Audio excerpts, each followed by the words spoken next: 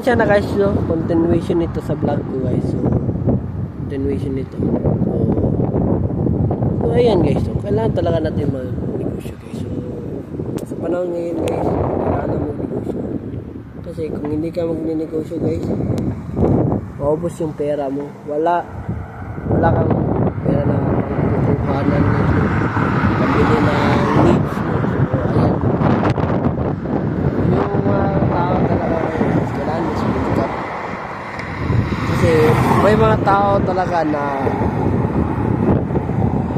kung wala kang trabaho, sismis ka nila.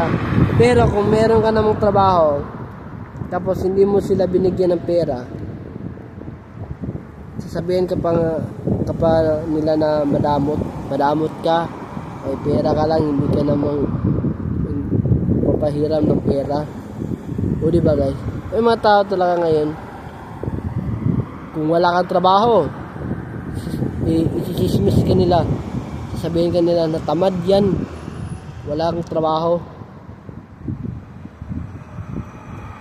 walang mapapala sa buhay yan kung tatambay lang, diba?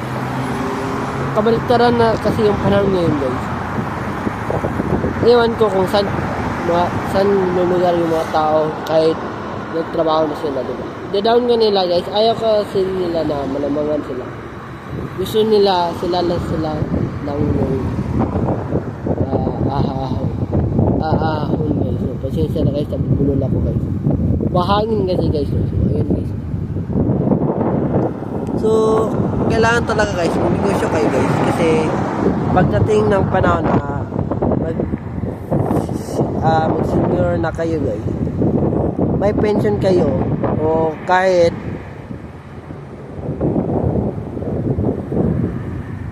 maghirap kayo, may pera kayo kasi may negosyo kayo eh. O kahit na magkasakit kayo, hindi naman natin maiiwasan yung sakit, diba? So, kailangan talaga, hindi pa nag-60, kuha na talaga ng pension para pagdating ng pension mo, kunwari, halimbawa lang, so nag-60 ka na, may pera ka na, diba? Kasi naghulog ka ng pera sa SSS mo. Hindi talaga yun. Hindi talaga compromissory guys. Pasensya na guys, nabubulol ako guys. Hindi yan compromissory. Hindi yan voluntary. Needs talaga yan guys. Kasi paano kung naipon mo na pera o negosyo mo nalugi? May pera ka na pandagdag sa pension mo. Pwede kang patayo ulit. Dagdagan mo lang yung negosyo mo. Gawin mong malaki. Diba? Yan yung sinasabi ko ngayon.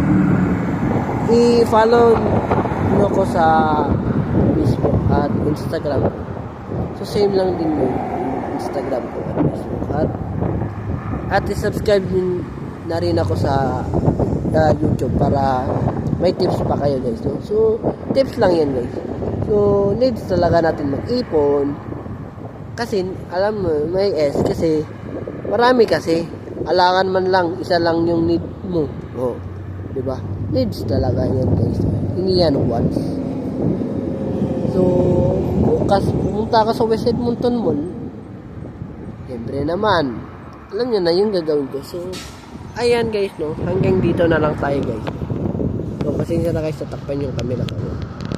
So, ayan na muna ngayon guys. So, pag-subscribe sa aking YouTube channel, Aaron Caralde. At huwag kalimutang pinutin yung notification bell on para updated ka lagi sa aking mga vlog. So, ayan na muna ngayon guys. Have a wonderful day and have a nice day. Keep safe. And I'll see you for the next vlog. Peace out. Bye-bye. Power!